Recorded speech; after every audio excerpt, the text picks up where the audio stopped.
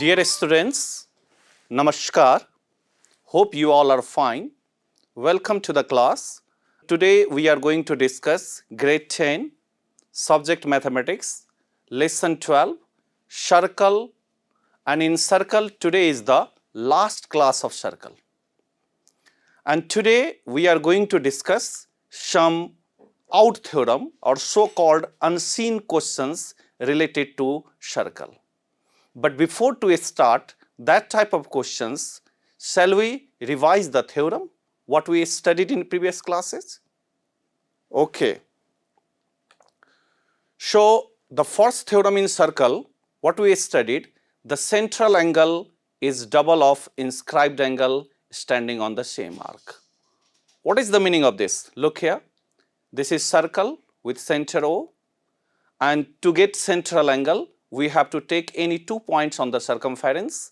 We have taken 2 points A and B on the circumference. Now, if we join OA and OB, then we have got angle AOB at the center. This angle is called central angle AOB, and this central angle AOB is standing on the arc AB. Similarly, to get inscribed angle, take 1 point on the circumference. C point is taken on the circumference. Now join AC and BC, then ACB is inscribed angle or angle at the circumference standing on the arc AB, and AOB is central angle standing on the arc AB. Yes?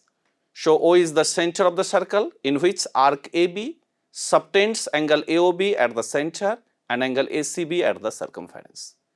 Then what we have to prove here, what we have learnt in this theorem, central angle is double of inscribed angle, that is AOB is 2 times, AOB is central angle, is 2 times of angle ACB. Similarly, what did we study in next theorem? Okay, you are correct. The angle in a semicircle is a right angle. Semicircle means you know half of the circle, and a diameter bisects the circle into 2 semicircles. So, to understand this theorem, firstly we draw a circle with center O, and to get semicircle we have to draw diameter. Suppose the name of this diameter is AB, then upper portion of AB is one semicircle, whereas lower portion of AB is another semicircle. In any one semicircle you have to take an angle. So, in upper on the circumference of upper semicircle we are going to take point C. Now join AC and BC. Then ACB is inscribed angle standing on diameter AB. So, angle ACB is called semicircle. Angle ACB is called angle in a semicircle. So, O is the center of a circle in which AB is the diameter and angle ACB is in a semicircle. And what we have to prove here, angle in a semicircle is right angle, that is angle ACB is how many degree? 90 degree. Similarly, what did we study in third theorem? Angles at the circumference standing on the same arc are equal, or this statement may be stated as inscribed angle standing on the same arc are equal, because angle at the circumference and inscribed angle both have same meaning, or this is also called angles in the same segment of a circle are equal. So, to review this theorem, firstly draw a circle with center O, take an arc AB of length anything. Now, this is minor arc AB. So, on major arc AB, take anywhere point C and D. I have taken point C here, D here. Now, join AC and BC. Then ACB is inscribed angle or angle at the circumference standing on the arc AB. Similarly, join AD and DB. Then angle ADB is also inscribed angle standing on the same arc AB. So, angle ACB and angle ADB are angles in the same segment or inscribed angle standing on the same arc. Yes? Now, what we have to prove? These two angles are equal, that is angle ACB equals to angle ADB. Similarly, what did we study in the last theorem of circle? The opposite angles of a cyclic quadrilateral are supplementary. Supplementary means you know the sum of two angles is exactly 180 degree. So firstly, we draw a circle with center O. Take anywhere 4 points on the circumference of circle, A, B, anywhere you can take 4 points. Now join AB, BC, CD, DA, then ABCD is a cyclic quadrilateral. Yes, so O is the center of the circle in which ABCD is a cyclic quadrilateral. And what we have to prove here, opposite angles are supplementary. So which angle is opposite to angle A? Angle C. That is angle A plus angle C equals to 180 degree. Similarly, angle B plus angle D equals to 180 degree. Same thing we have written here. BAD means this angle, A angle. BCD means this angle. The sum of these two opposite angles is 180 degree. Similarly, ABC and the opposite angle of ABC is ADC, 180 degree. Yes, in this way we have revised the theorem. Now we are going to discuss long type of exercise questions. Ready? Okay, check here the first question. In the given figure, ABCD is a cyclic quadrilateral, you can see ABCD is a cyclic quadrilateral, and side AB of a cyclic quadrilateral is produced to E. Please remember one thing, if any one side of a cyclic quadrilateral is produced, then we get an exterior angle. Here side AB is produced to E, so angle CBE is called exterior angle of a cyclic quadrilateral. And what we have to prove, angle ADC equals to angle CBE, means exterior angle of a cyclic quadrilateral is equals to opposite interior angle. That is, CBE is exterior angle, whereas ADC is an opposite interior angle. So look here, firstly we describe the figure that is given. ABCD is a cyclic quadrilateral of a circle with center O. The side AB of a cyclic quadrilateral is produced to point E. Then what we have to prove? Same thing, ADC equals to CBE. So how can we prove this angle ADC equals to angle CBE? That is, exterior angle of a cyclic quadrilateral equals to opposite interior angle. Think for a moment. Do you have any idea? Is this figure sufficient, or we need to do construction to prove angle ADC equals to angle CBE? Yes, you are right. No need to do the construction. This figure is sufficient to prove this. So what I am going to do, angle ADC, what I have written here, angle ADC plus angle CB plus angle ABC, angle ADC plus angle ABC equals to 180 degree. Why? Because ADC and ABC are opposite angles of a cyclic quadrilateral, and we know that sum of opposite angles of a cyclic quadrilateral is supplementary. That is, sum is 180 degree, that's why. Similarly, can we write angle ABC plus angle CBE? ABC means this angle, CBE means this angle. And when we add these two angles, we get a straight line, angle ABC, angle CBE. When we add these two angles, we get a straight line. And a straight line means how many degree? 180 degree. So can we write angle ABC means this angle, plus angle CBE equals to 180 degree. Because by adding these two angles, we get a straight line means 180 degree. So its reason is linear pair. Linear means a straight line, pair means two. So when we get these two angles, then we get a straight line, that's why linear pair. What we have seen in statement 1, the sum of angle ADC and ABC is 180 degree. And in statement 2, what we have seen, sum of angle ABC and angle CB is also 180 degree. So the sum of these two angles is equals to the sum of these two angles. So from these two statements, what we can write, sum of these two angles equals to sum of these two angles. Can we write? Because their values are equal. So we are writing same. Angle ADC plus angle ABC equals to angle ABC plus angle CBE. Why? Because in statement 1, the value of angle ADC plus angle ABC is 180 degree, whereas ABC plus CB is also 180 degree. Reason is from statements 1 and 2. And now you can see angle ABC, when I send this ABC on left hand side, then it becomes angle ABC minus angle ABC, which will be cancelled. Then what is left? Angle ADC equals to angle CBE. CBE means exterior angle, ADC means opposite interior angle. So this proves that exterior angle of a cyclic quadrilateral is equals to opposite interior angle. Understood? Okay, we move to the next question of the exercise. Look here. In the adjoining figure, BC equals to DE. This BC equals to DE. Then we are also given arc AB, this arc AB equals to arc EF or FE, you can say. Then what we have to prove? Angle ACB. ACB means this angle, and FDE means this angle. This angle equals to this angle we have to prove. So firstly we write the given. O is the center of the circle in which BC equals to D.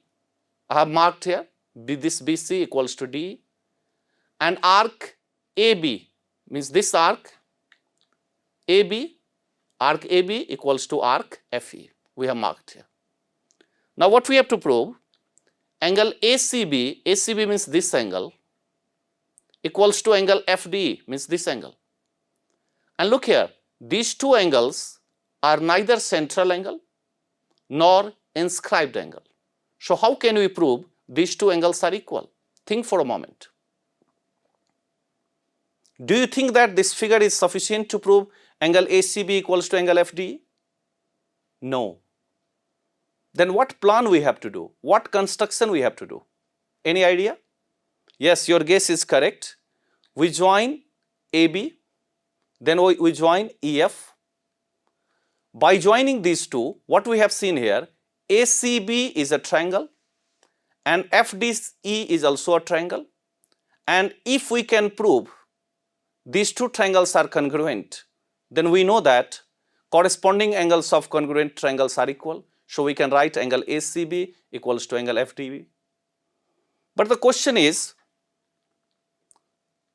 how can we prove these two triangles are congruent?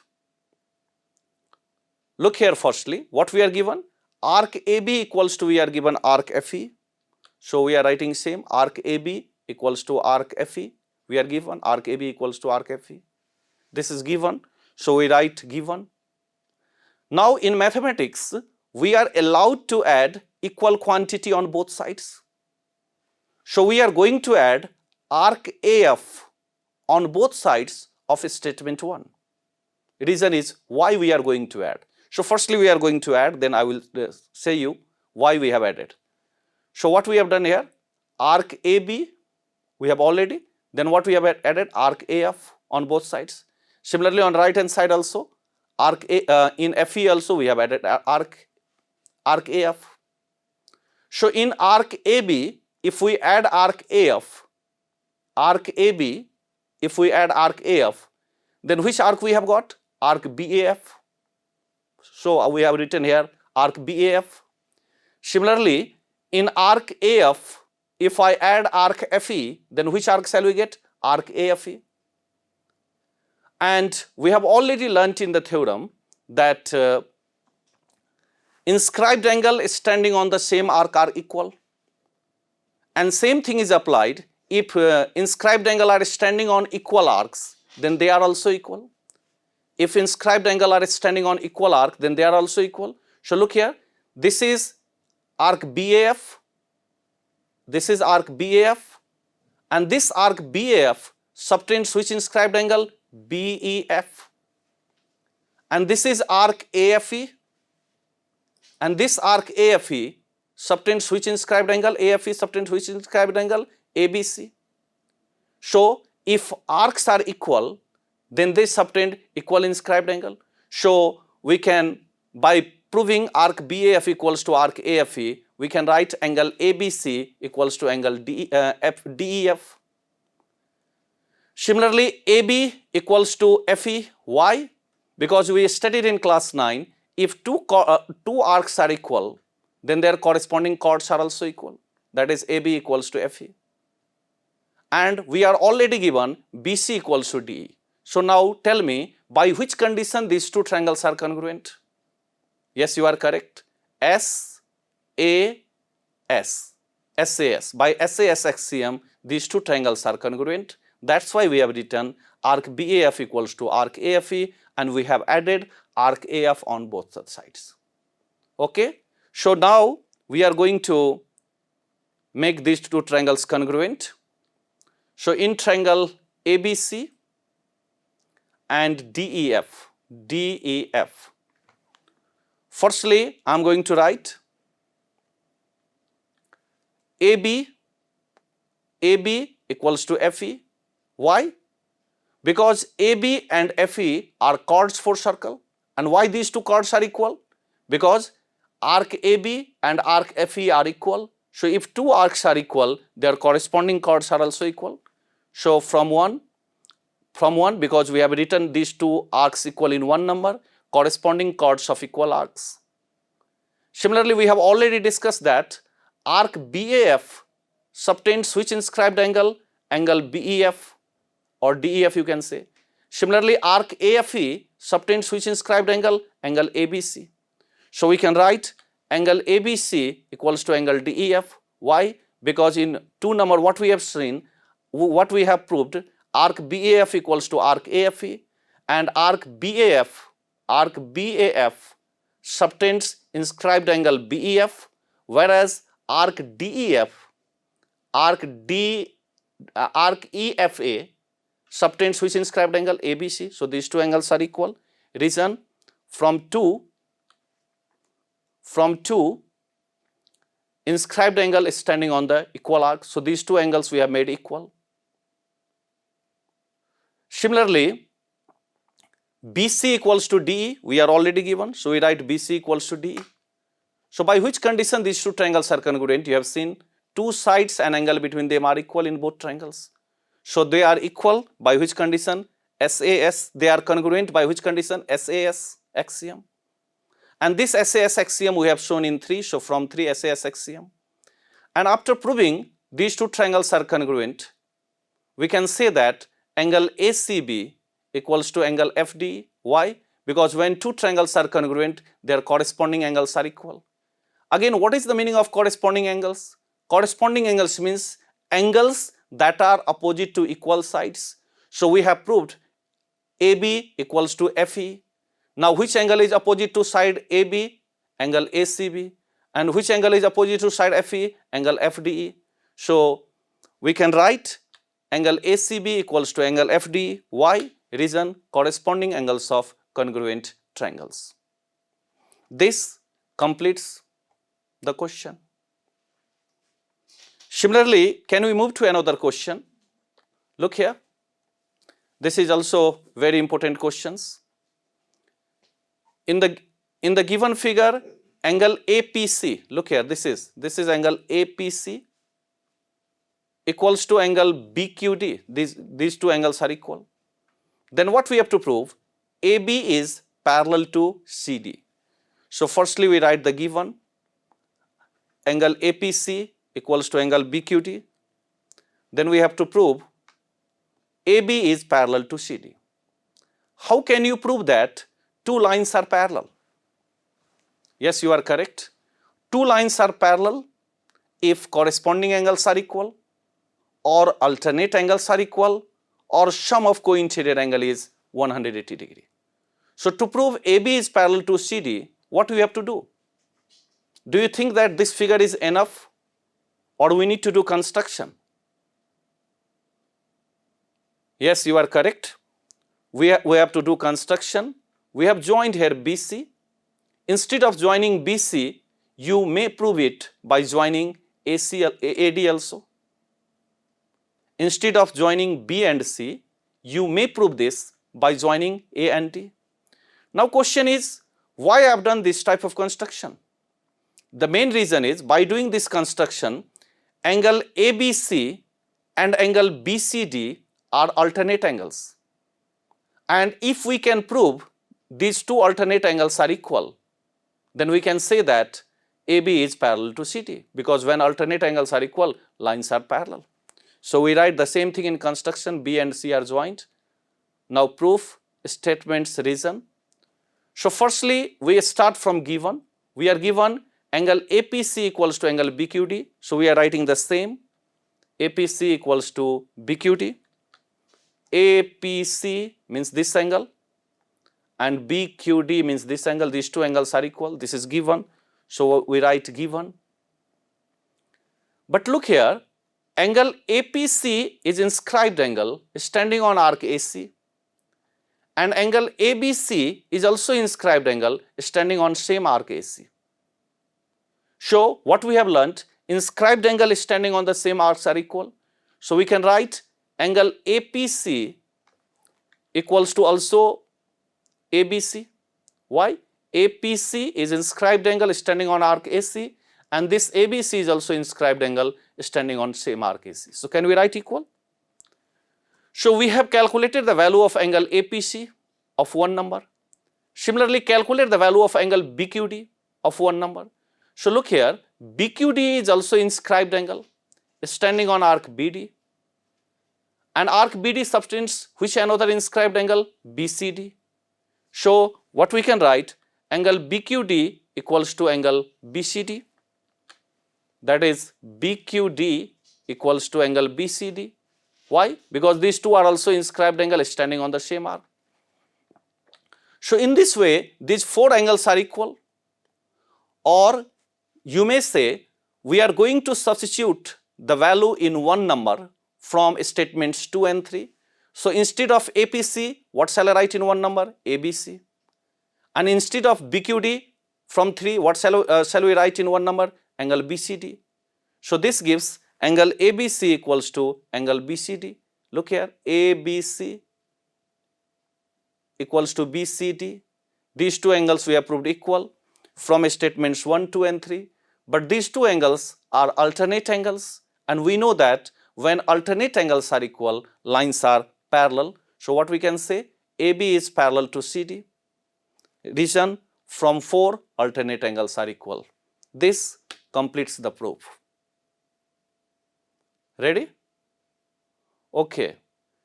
Similarly, can we move to the another question? Look here, another question. In this figure, O is the center of the circle. O is the center of the circle. One chord is DE, another chord is FG, and these two chords intersect each other at point H. Chord DE and chord FG intersect each other at point H. Then what we have to prove? DOF, which is a type of central angle, EOG, which is also a type of central angle, equals to 2 times angle EHG. EHG means this angle. How can we prove this?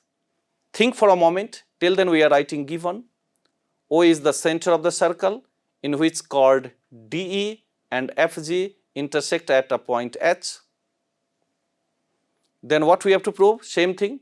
Angle DOF plus angle EOG equals to 2 times angle EHG. How can we prove this DOF? How can we find the relation of angle DOF and EOG with angle EHG? Yes, your guess is correct. We need to do the construction. We join F and E. So what we write? F and E are joined. Why I have joined this? By joining this, what is the benefit? Look here. DOF is central angle standing on arc DF, and this DEF is inscribed angle standing on the same arc DF, and we know that central angle is double of inscribed angle. So we can find the relation of this angle with angle DOF. Similarly, another benefit is EOG is central angle standing on arc EG, and arc EG subtends which inscribed angle? EFG. So again EFG is inscribed angle, EOG is central angle standing on same arc EG. So we can find the relation of EFG with EOG. Now, but we have to find EHG, and for triangle EFH, side FH is produced to G. So angle EHG is exterior angle for this triangle, and exterior angle equals to what we know, sum of opposite to interior angle. So this angle equals to, we can write this angle plus this angle, which are inscribed angles, and we can easily find the relation of this inscribed angle with central angle DOF and EOG. That's why we have done this construction. Now we are going to write proof, statement, reason. So firstly, angle DOF, look here, DOF is central angle standing on arc DF, and arc DF subtends which inscribed angle? Angle HEF, or you can say angle DEF, inscribed angle. So angle DOF equals to 2 times angle DEF, or you can say HEF. Why? Central angle is double of inscribed angle standing on the same arc DF. Similarly, here another is EOG, and this EOG is also central angle. So what we can write? Angle EOG is central angle standing on arc EG, and arc EG subtends which inscribed angle? EFG. So EOG equals to, we can write 2 times angle EFG, or you may write EFH, because both represent the same angle. Reason is same, central angle is double of inscribed angle standing on same arc EG, but arc is different in 1 number and 2 number. That's why we have written reason twice. Now we need the sum of these 2 angles. So we are going to add these 2 angles. So what we can write? Look here, angle DOF plus EOG, left hand side is added with left hand side, and the right hand side is added with the right hand side. So 2 is common. What is left? HEF plus EFH. Its reason is adding statements 1 and 2. Now look here, this HEF represents this angle, whereas EFH represents this angle, and we need angle EHG. So EHG is exterior angle for triangle EFH, and exterior angle equals to what we know? Sum of opposite 2 interior angles. So angle HEF means this angle plus this angle equals to what we can write? Angle EHG. Reason, exterior angle of a triangle is equal to the opposite 2 interior angles. It means in 3 number, in the place of angle HEF and EFH, what we can write? Angle EHG. So substitute the value in 3 number from 4 number. Then what shall we get in 5 number? Angle DOF plus EOG as it is, 2 times also as it is, and instead of angle HEF plus angle EFH, what shall we write from 4? EHG. So 2 times EHG. Its reason is from statements 3 and 4. So this completes the proof. Ready? Okay. Shall we move to another question? Okay, look here, another question. In this figure, chord MN, this chord MN and chord RS of a circle intersect externally, means when these 2 chords MN and RS are produced, then they intersect externally at X. Then what we have to prove? Angle MXR, means this angle, is equal in degree to half arc MR, MR means this arc, minus arc NS. Means we have to find the relation of this angle, angle MXR, with arc MR and arc NS. Firstly, write the given. MN and RS of a circle intersect, MN and RS of a circle intersect externally at point X. Externally means outside the circle. Then what we have to prove? Angle MXR, MXR means this angle, is equal in degree to half arc MR minus NS. How can we prove this? How can you show the relation of this angle MXR with arc MR and NS? Any idea? Yes, good try. For this, I am joining S and M. Instead of joining S and M, you may join N and R. It doesn't make any difference. So construction we write M and S are joined. Now question is why we have joined M and S? By joining M and S, MXS is a triangle, and for triangle MXS, this MSR is exterior angle. And exterior angle equals to what we know? Sum of opposite 2 interior angles. So this angle equals to, we can write this angle plus this angle. Yes, this angle we need, but this is inscribed angle MSR, and we can write the relation of inscribed angle with opposite arc. Similarly, this is also inscribed angle and its opposite arc is NS. So we can write the relation of this inscribed angle also with opposite arc NS. That's why we have done this construction. Look here now, proof. Firstly, same thing, angle MSR, which is exterior angle for triangle MSS, angle MSR, exterior angle, equals to sum of opposite to interior angle, means one angle is this, which is angle SMN, and another angle is this, which is angle MXS, or you may say MXR. So MSR means this angle equals to angle MXR means this angle plus angle SMN. Its reason is exterior angle of a triangle is equal to the opposite to interior angles. But we need to find the value of angle MXR. So from this relation, angle MXR equals to what we can write, angle MSR minus angle SMN. So we have calculated the value of angle MXR because we need the value of angle MXR. Now, MSR is what type of angle? MSR is inscribed angle standing on arc MR, and SMN is also inscribed angle standing on arc NS. And what is the relation of inscribed angle and opposite arc? Yes, inscribed angle is equal in degree to half of its opposite arc. So what we can write, angle MSR is equal in degree to half arc MR.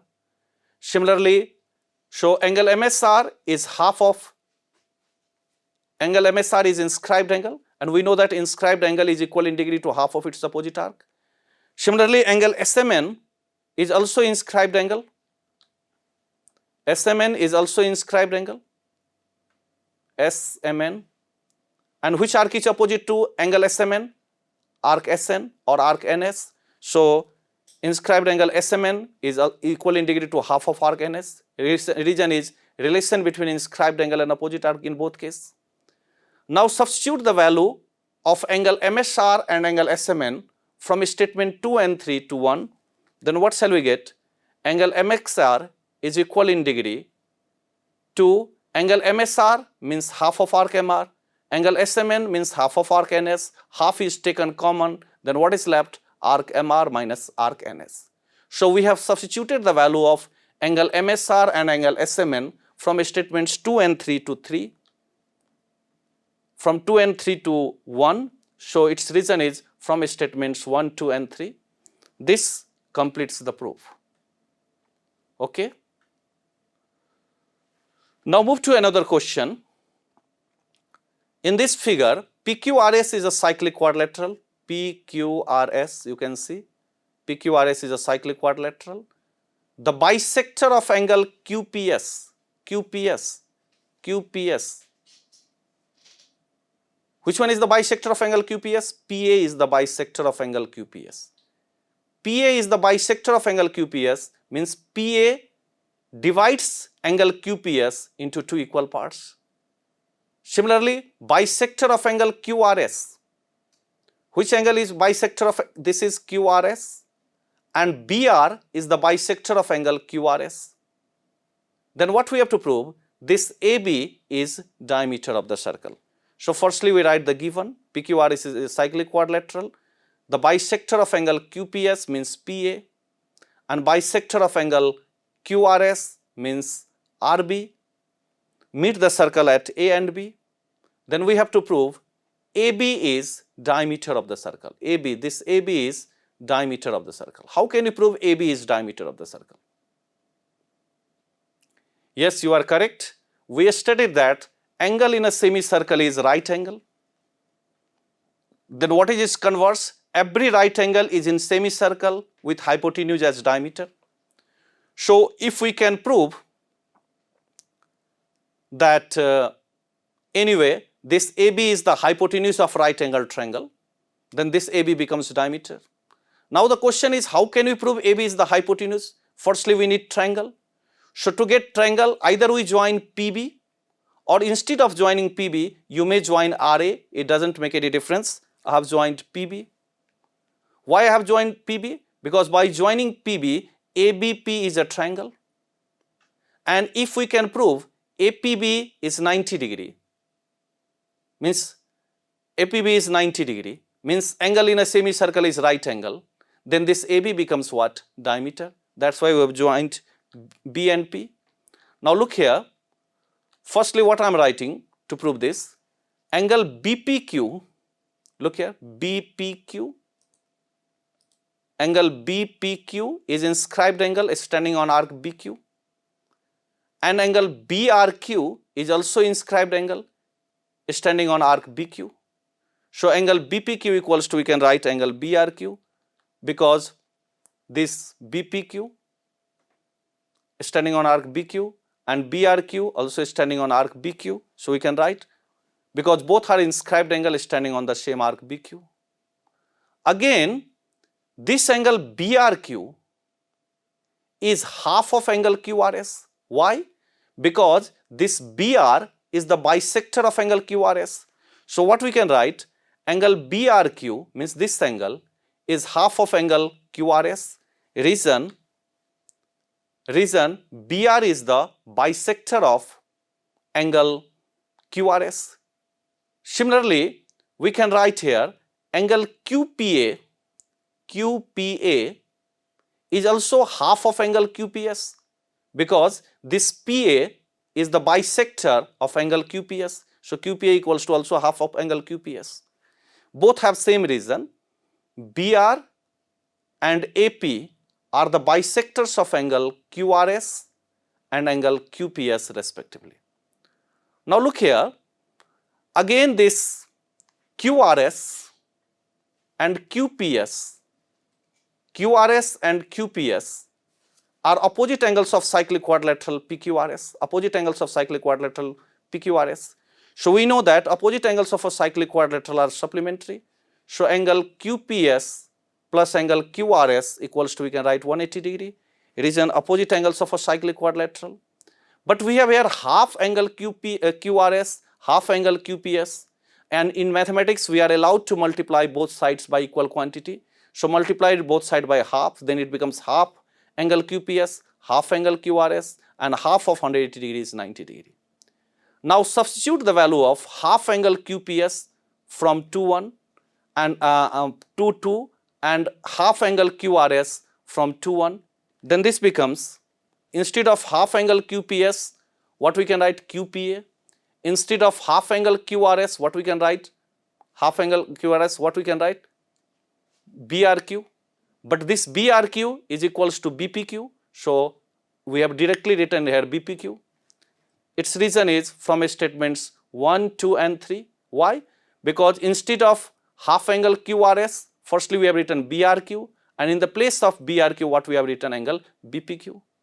But look here, QPA this angle, QPA this angle, and BPQ this angle. Means if you add this angle and this angle, then you get angle BPA, or you can say APB.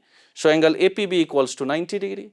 So if APB equals to 90 degree, means APB is a right angle triangle and hypotenuse is AB. So every right angle is in a semicircle with hypotenuse as diameter. So AB is the diameter of the circle, proved. Similarly, move to another question. Look here. In this figure, one straight line is NPS, another straight line is MAN, and third straight line is RMS, are straight lines. Then we have to prove this PQRS is a cyclic quadrilateral. PQRS is a cyclic quadrilateral. Write the given. NPS, MAN and RMS are straight lines. Then we have to prove PQRS is a cyclic quadrilateral. So PQRS is a cyclic quadrilateral. How can you prove PQRS is a cyclic quadrilateral? In any quadrilateral, if opposite angles are supplementary, that is if the sum of opposite angle is 180 degree, then that quadrilateral is called cyclic quadrilateral. So in a quadrilateral PQRS, if we can prove the sum of opposite angles is 180 degree, then this PQRS becomes cyclic quadrilateral. But question is, how can we prove? Shall we need to do construction? Yes, we need to do construction. We have joined AQ. So A and Q are joined. Why we have joined AQ?